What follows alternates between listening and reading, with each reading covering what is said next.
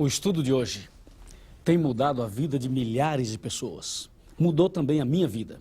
E com certeza você vai conhecer a mensagem que tem a ver com o seu futuro eterno.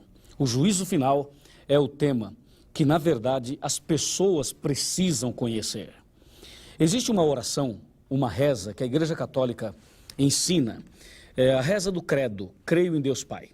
Ela começa mais ou menos assim: creio em Deus Pai Todo-Poderoso, Criador dos céus e da terra. E ela vai, e no finalzinho diz assim, que Jesus morreu, ressuscitou, subiu aos céus, está sentado à direita de Deus Pai Todo-Poderoso, donde há de vir julgar os vivos e os mortos. Veja, julgar os vivos e os mortos. A reza fala do julgamento, mas não diz como será o julgamento, nem diz quem será o juiz, o advogado, as testemunhas, os réus e a lei. E agora nós vamos estudar dentro da Bíblia, dentro da profecia do Apocalipse, e vamos encontrar a resposta para as perguntas sobre este tão importante assunto, o juízo final. Muitas músicas já foram feitas sobre esse assunto, mas hoje nós vamos deixar tudo isso de lado e vamos ver o que Deus tem a nos ensinar. E o Espírito de Deus, que está aqui comigo e que está aí com você, com certeza vai iluminar a nossa mente e vai nos fazer entender este tão fascinante assunto. Vamos comigo abrir a Bíblia Sagrada aqui no livro de 2 Coríntios, no capítulo 5, no versículo 10, e eu leio exatamente assim, olha, 2 Coríntios 5, versículo 10.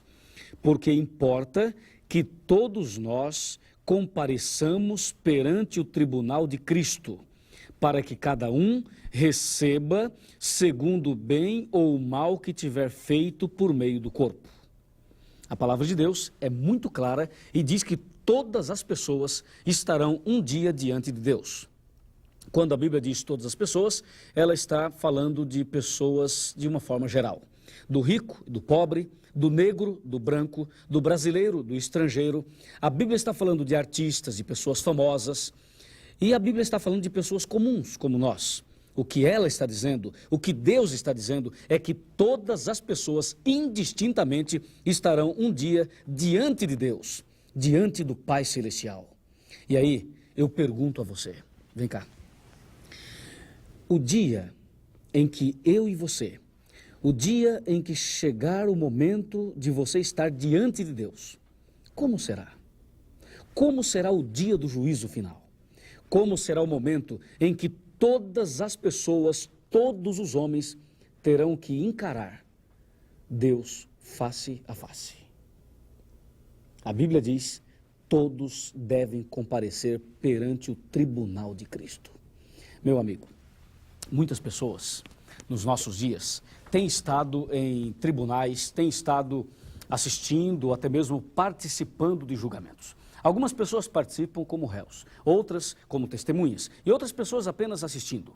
A verdade é a seguinte, quando alguém vai para um julgamento, quando alguém é réu e vai para uma sala de julgamento, ela fica preocupada, ela fica apreensiva e ela se prepara, procura um bom advogado e ela fica realmente muito atenta a tudo isto que vai acontecer no momento do julgamento. Por isso, o que estamos falando agora é do julgamento final, é do juízo final. E este assunto, o juízo final, é que deve nos levar a uma preparação maior, deve nos levar a uma preocupação maior. E é bom que você arrume um bom advogado. Mas eu tenho uma grande notícia a você. O nosso grande advogado é Jesus Cristo e ele vai interceder por mim e por você. Vamos dar uma olhadinha no computador agora e vamos analisar em detalhes esta situação que a Bíblia coloca em que todos nós estaremos um dia diante do juízo de Deus, diante do próprio Deus. Olha aqui, o juízo final. A palavra de Deus diz, todos os homens estarão um dia diante de Deus. Você pode ver aqui, todo mundo um dia vai comparecer perante o tribunal de Cristo. Deus dará um jeito e todo mundo vai estar um dia diante de Deus. E o livro de Eclesiastes, no capítulo 12, no versículo 14, afirma, Deus trará a juízo todas as obras, mesmo as escondidas, quer sejam boas, quer sejam más. Todas as obras. Quais são as obras que a gente costuma esconder? Todas as pessoas têm boas obras e todas as pessoas têm más obras. Qual destas obras você acha que nós costumamos esconder? As boas ou as más? É claro, as más. As obras boas nós fazemos questão que todo mundo veja que a gente fez, não é mesmo? As boas obras nós queremos que as pessoas olhem, vejam e até nos elogiem. Mas a verdade é a seguinte: Deus diz que vai trazer a juízo até as obras escondidas. Você tem algum pecado escondido? Você já pecou e escondeu o pecado? Com certeza, todos nós já fizemos alguma coisa errada e escondemos. Você pode esconder os seus pecados do homem. Você pode esconder os seus pecados das pessoas, mas nunca poderá esconder os seus pecados de Deus. Lembre-se, diz a Bíblia, Deus vai trazer a juízo todas as obras, até as obras escondidas, quer sejam boas, quer sejam más. É isso que diz a palavra de Deus. Uma certa ocasião, um homem chamado Davi, o grande Davi, que tornou-se um rei, era o rei de Israel. Davi, ele cometeu um pecado. O pecado de Davi é chamado pela Bíblia de adultério. Davi cometeu um adultério. E esse adultério tem uma história até interessante. Porque Davi viu uma mulher tomando banho, gostou muito dela e desejou possuí-la. Davi não queria saber nada a respeito daquela mulher. O que ele queria saber é que tinha desejo de a possuí-la. E então mandou chamá-la. Ela veio e ele a possuiu. Depois, ele sabia que ela era casada. E era casada com um verdadeiro soldado de Israel. Embora ele não fosse de Israel, mas estava em Israel, lutando numa guerra, defendendo este país. Enquanto o marido estava na guerra, Davi, o rei, estava se deliciando no adultério com aquela mulher. Betseba era o nome dela. Uma jovem bonita, porém casada. Davi adulterou com ela e depois de praticar adultérios, depois de vários momentos de adultérios, então aquela mulher ficou grávida. E Davi ficou desesperado porque se aquele boato, se aquele fato, se aquele pecado pudesse cair na boca das pessoas, se todo mundo ficasse sabendo, Davi perderia o seu poder, perderia o seu cargo, deixaria de ser rei. Sabe o que Davi fez?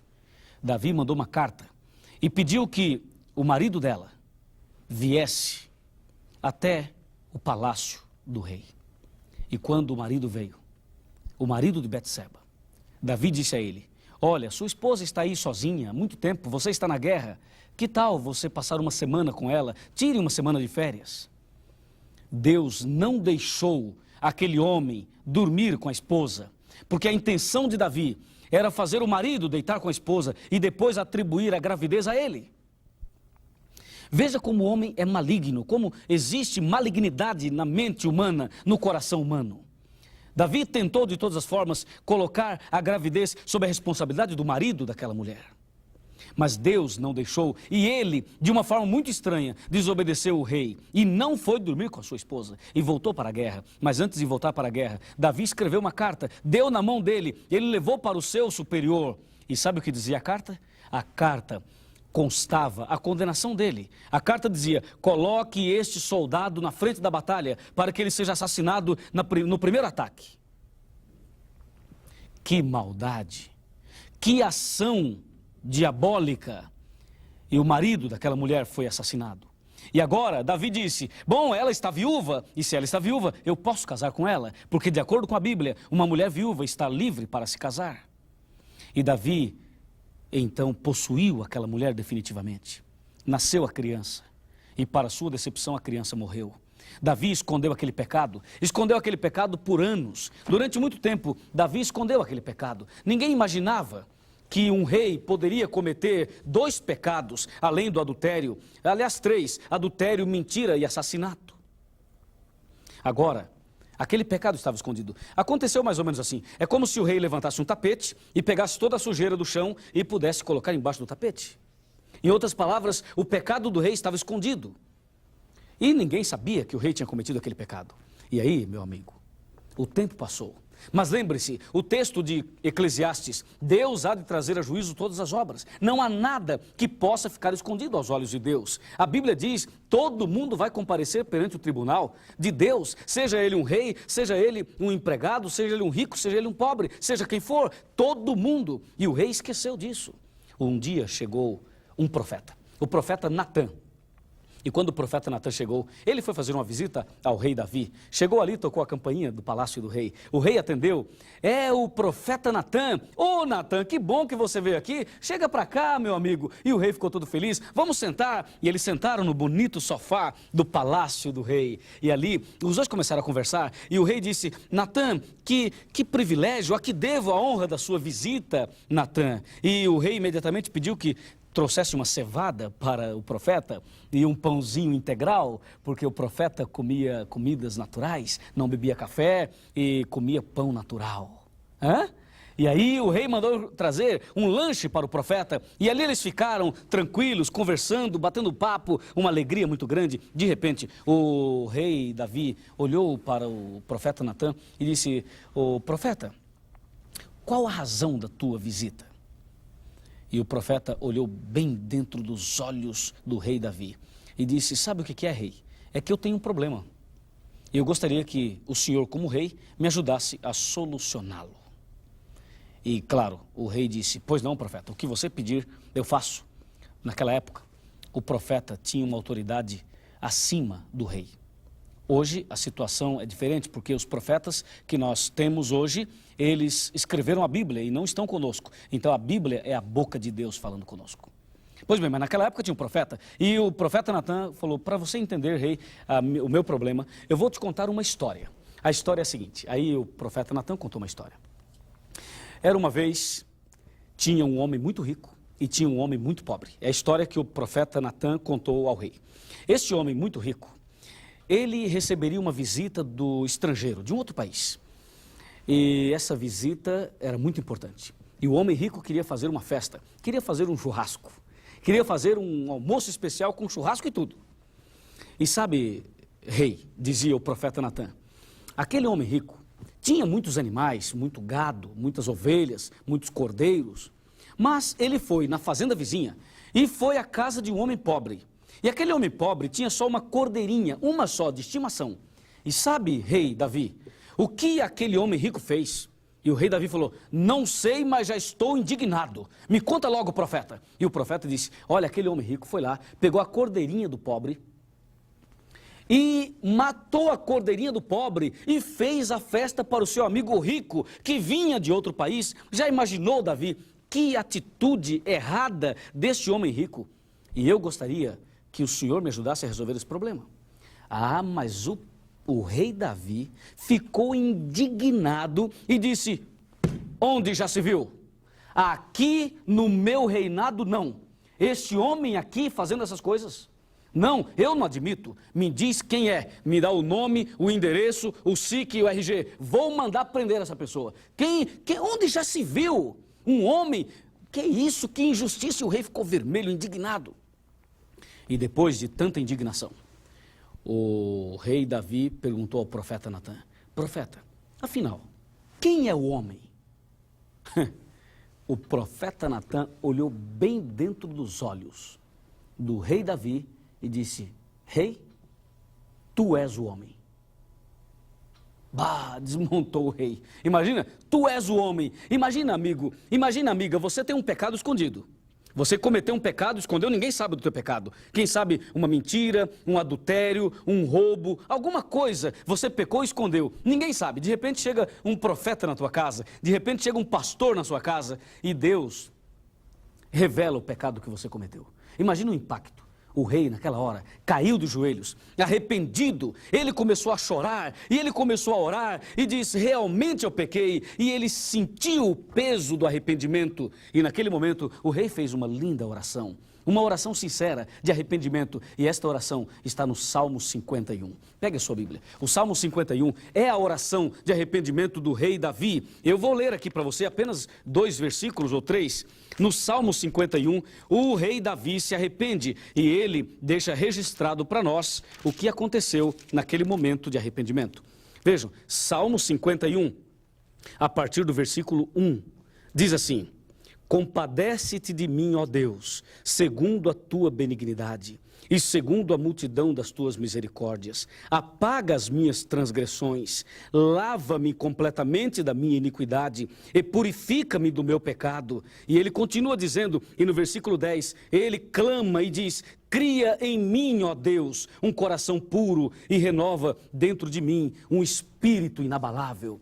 Em outras palavras, ó Deus, eu estou arrependido, por favor, tem misericórdia de mim. E Deus perdoou o rei Davi, purificou seu coração e ele ganhou a salvação. Isto quer dizer que Deus pode perdoar todos os pecados, desde que a pessoa se arrependa. Por isso, meu amigo, não esconda nenhum pecado, confesse todos a Deus, abandone o pecado e viva uma nova vida, porque se você esconder algum pecado, lembre-se, Deus vai trazer a juízo todas as obras, até aquelas que estão escondidas.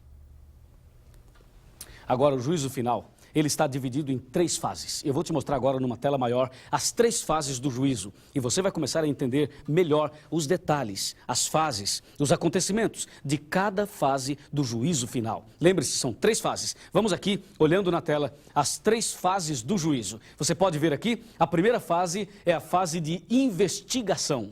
A segunda fase é a fase de comprovação. E a terceira fase é a fase de execução. Portanto, o juízo final está dividido assim: juízo de investigação, juízo de comprovação e juízo de execução. Primeiro Deus investiga, depois ele comprova com a presença das testemunhas e depois ele executa e dá a sentença final. Lembre-se, 3 fases do juízo. E das 3, é importante que você saiba que a primeira fase é a fase que estamos vivendo e por isso é a fase mais importante, a fase de investigação. Agora, a de comprovação também é importante e a de execução também é muito importante. Você precisa entender como funciona cada fase. E em rápidas palavras, eu vou explicar a você como funcionam essas 3 fases do juízo final. Está preparado? Nós vamos agora abrir a Bíblia e vamos acompanhar atentamente estas fases. E acredite, você vai entender uma mensagem que vai revolucionar o seu coração. Vamos lá? Vamos lá. As 3 fases do juízo. A primeira fase, fase de investigação. A segunda, de comprovação. E a terceira, de execução. Dá uma olhadinha aqui no computador e assim você entende melhor o que eu tenho a dizer a você. Por favor, aqui. Veja, o anjo está com a sua pena na mão, simbolizando um anjo que registra tudo. Na verdade, tudo que você faz, tudo que eu faço é registrado, você sabia disso? Existe um livro, o livro do juízo, e Deus anota tudo que a gente faz, através de um anjo. E aqui você vê o marcador do tempo, dizendo que nós estamos vivendo nos últimos dias, no fim dos tempos. Confira agora as 3 fases do juízo. Juízo de investigação. A segunda fase, de comprovação, e a terceira, como já mostrei a você, de execução. Vamos em frente. A fase de investigação acontece agora. Apocalipse 14, versos 6 e 7. A primeira fase acontece agora. Interessante observar o que diz Apocalipse 14, versos 6 e 7. Ali diz: temei a Deus, dai-lhe glória e adorai aquele que fez o céu e a terra, porque vinda é a hora do seu juízo. A Bíblia diz que chegou o juízo, estamos vivendo a primeira fase do juízo. Hoje, Jesus está no lugar santíssimo do santuário celestial, já realizando o juízo. Deus está realizando o juízo. E a Bíblia diz que já que estamos na época do juízo, agora é tempo de temer a Deus. O que significa temer a Deus? Temer a Deus significa 3 coisas. Primeiro, respeitar a Deus. Segundo, amar a Deus. E terceiro, obedecê-lo.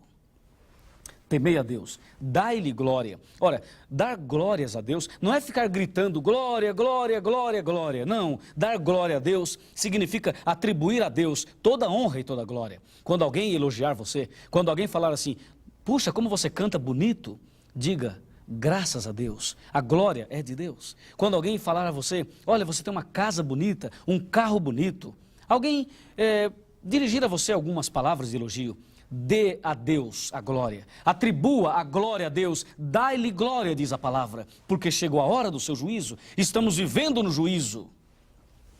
E adorai aquele que fez os céus e a terra. Nunca mais você deve se curvar diante de estátuas, nem do pontífice romano e nem diante de autoridades humanas. Você deve se curvar diante daquele que fez o céu e a terra. A segunda fase é a fase de comprovação.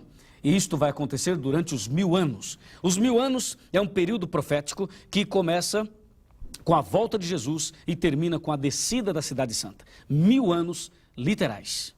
Esse período aparece em Apocalipse capítulo 20. Durante os 1000 anos haverá a fase de comprovação do juízo. E durante os 1000 anos, o povo de Deus vai estar no céu. E os ímpios estarão mortos na terra. E aí, nós vamos ter 3 surpresas lá no céu. E eu gostaria que você prestasse atenção nisso. 3 surpresas. Primeira surpresa que vamos ter no céu, na segunda fase do julgamento, é estarmos lá. A segunda surpresa, pessoas que imaginamos que não irão para o céu, poderão estar lá. A terceira surpresa é essa daqui. Pessoas que pensamos que estarão lá no céu, elas poderão não estar. Por isso, quem é que vai para o céu? Só Deus é que sabe. Deus é que está fazendo o julgamento. Ele é o juiz.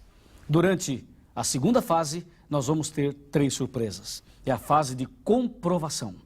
E a terceira e última fase é a fase de execução, que acontecerá depois dos 1000 anos, quando a Cidade Santa descer do céu, aqui na terra, conforme diz Apocalipse 21, versículo 2. Após os 1000 anos, a fase executiva. E a fase executiva está escrito em São Mateus 25, verso de 31 a 34 e também verso 41. A Bíblia diz que naquele dia, na fase executiva do juízo, nós vamos ter 2 grupos.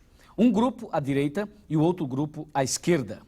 Para o grupo da direita, Jesus vai dizer: vinde benditos de meu Pai, e recebei por herança o reino que vos está preparado desde a fundação do mundo. E para o grupo da esquerda, Jesus vai dizer: apartai-vos de mim, malditos, para o fogo eterno, preparado para o diabo e para os seus anjos. Terrível, não é? Mas é a fase executiva. As boas-vindas aos salvos e a condenação aos perdidos. Aí surge uma pergunta: quem é quem no juízo final? Quem é o juiz? E quem é o advogado de defesa? Quem é o acusador? Quem são as testemunhas? E os réus? Quem são os réus? E por último, qual vai ser a lei usada como norma do julgamento? Calma, este é o nosso próximo tema.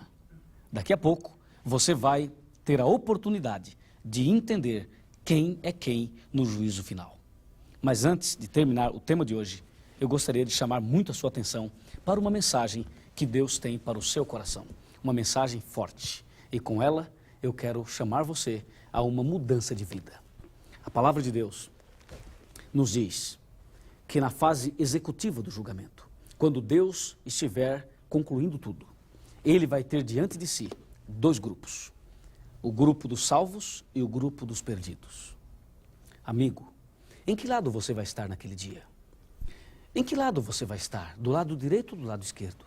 Eu não sei, mas uma coisa eu sei, você pode decidir agora. E com certeza a sua decisão é a mesma minha, estar do lado direito.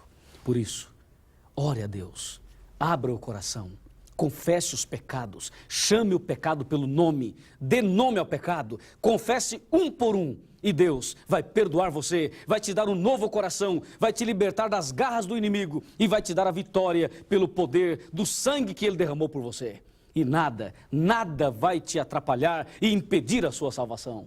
Se você crê nestas palavras, se você crê em Deus como juiz e em Jesus como advogado, eu o convido a orar agora comigo.